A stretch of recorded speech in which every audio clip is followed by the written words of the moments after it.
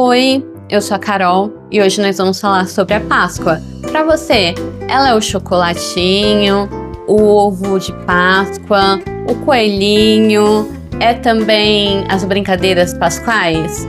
Deixa aí nos comentários o que para você é a Páscoa e o que ela significa. Aproveita, curta o vídeo, compartilha com seus amigos, se inscreva no canal, ativa as notificações para assim você receber cada vídeo que eu lançar. Combinado? Sobre a Páscoa, nós vamos dividir ela em 3 partes para entendermos melhor todos os símbolos e tudo que a gente entende e conhece hoje. Para começar, nós vamos para a Páscoa judaica. E nela, nós conhecemos a história de Israel, que era um povo que foi para o Egito e começou a ser escravizado, começou a sofrer muito, faziam trabalhos forçados, era muito pesado, eles eram maltratados.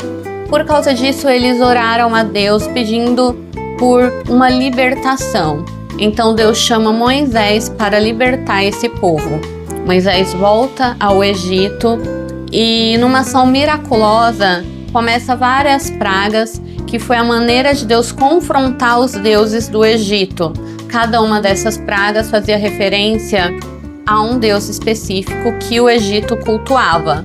Porque quando 2 nações estavam em guerra no passado, a guerra era contra as suas divindades. Então Deus estava ali mostrando a sua superioridade contra os deuses egípcios. E na cultura egípcia, o faraó também era um deus.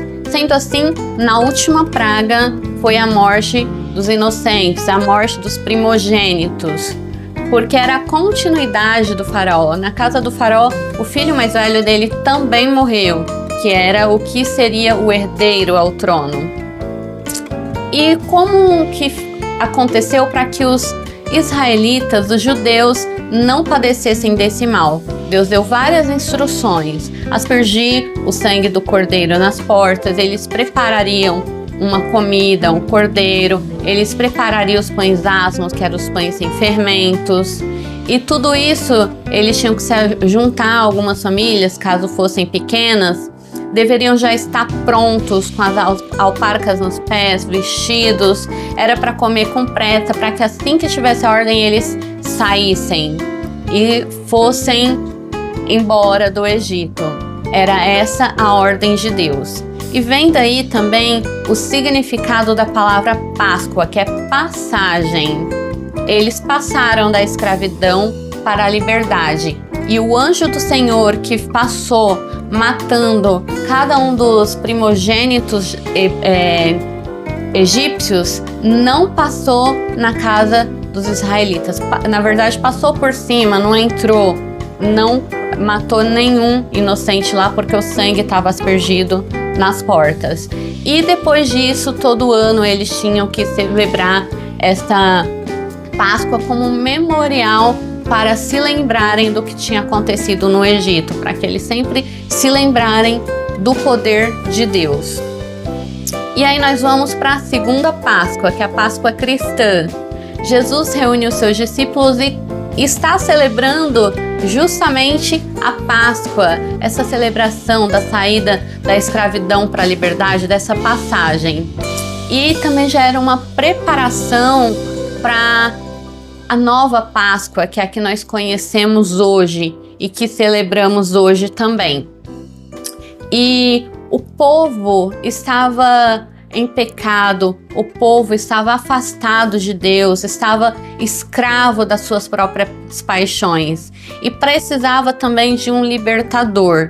E Cristo foi o que nos libertou. O sangue dele aspergido na cruz nos purificou. E aí a ira de Deus, que poderia nos atingir, passou a não mais nos atingir, porque o sangue dele estava lá vertido como no batente das portas. E Cristo se tornou o nosso cordeiro, como diz lá em 1 Coríntios 5:7.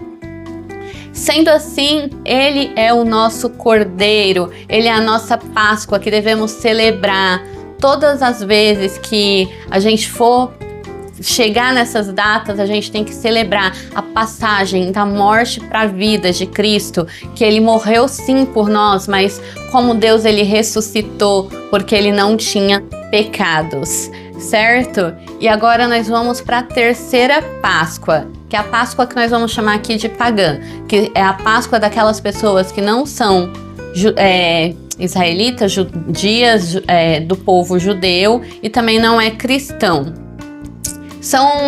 Vamos aqui comentar mais do povo nórdico, do hemisfério norte. E para isso nós vamos dividir o globo ao meio. Aqui onde estamos no hemisfério sul, nessa época nós saímos do verão e chegamos no outono. Por causa disso, acaba não fazendo tanto sentido para nós, mas aí eu vou explicar lá no hemisfério norte que eles estavam no inverno rigoroso, sofrido, sem alimentos, a terra morta, sem vida, tudo gelo, todos sofrendo para conseguir alimento, os animais não nascendo, muitas pessoas morrendo de frio ou por falta de alimento. Era uma época muito dura para eles. E o que surgiu então depois do inverno? Que é o equinócio de primavera. A primavera surge, traz a vida, a renovação da terra. Eles conseguem caçar animais mais fácil, as plantações florescem, eles conseguem também ter o alimento. Era a passagem do inverno para a primavera, da morte para a vida. E também nesse período, e era essa celebração que eles faziam. E tinham muitos deuses da época, que são os deuses da primavera, que celebravam isso. E uma das origens que eu quero comentar é Ostera, ou Ostara, que é uma deusa germânica.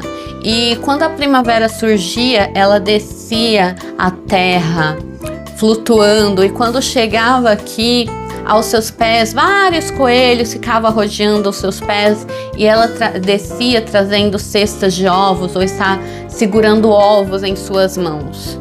E o que significa esses ovos? É o ovinho de galinha mesmo, tem lá um pintinho dentro, é uma vida que está se gerando. Sendo assim, é um símbolo da vida. E o coelho que estava aos seus pés?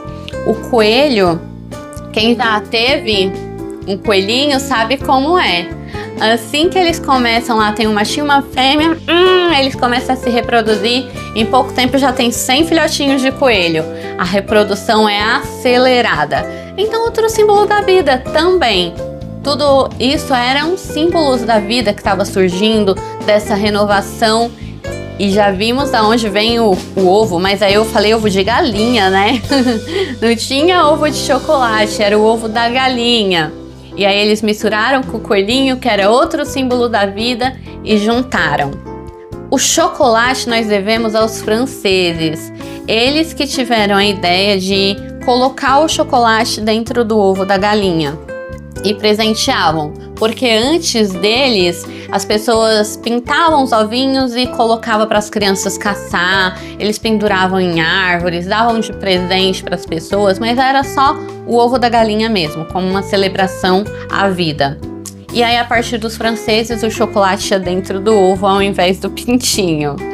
E mais pra frente eles falaram, pra que a gente vai colocar o chocolate dentro do ovo da galinha? Não, não precisa. Vamos fazer só no formato, vamos embrulhar bonitinho e assim vai.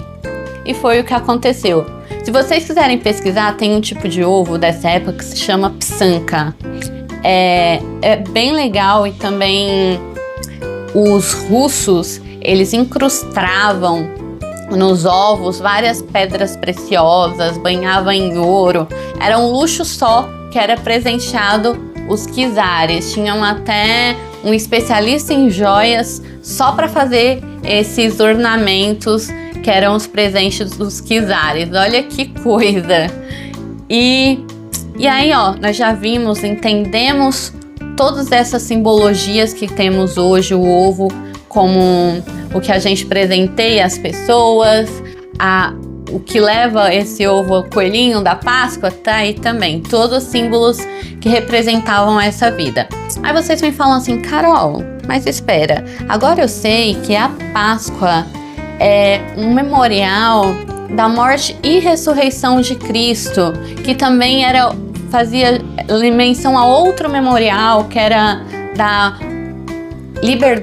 escravidão para a liberdade do povo judeu. Eu devo presentear alguém com ovo de chocolate, porque é referência a uma Páscoa pagã, né? Nós somos cristãos. O que eu faço com as minhas crianças? E o que eu penso, o que eu acho? Eu acho que toda criança deve saber e conhecer todas essas Páscoas, precisam entender que o que é importante para nós como cristão é que Cristo morreu, mas ressuscitou e que Ele está vivo e vai vir nos buscar. Nós precisamos saber de tudo isso. Mas a criança também não precisa ser privada do chocolate, só precisa saber que, não é o coelhinho que traz ovo de Páscoa, é que a gente gosta de se presentear, gosta de chocolate, gosta de comer. E aí não tem mal na comida em si, só não devemos ficar só pensando que a Páscoa é isso, é o ovo, é o chocolate, é isso não.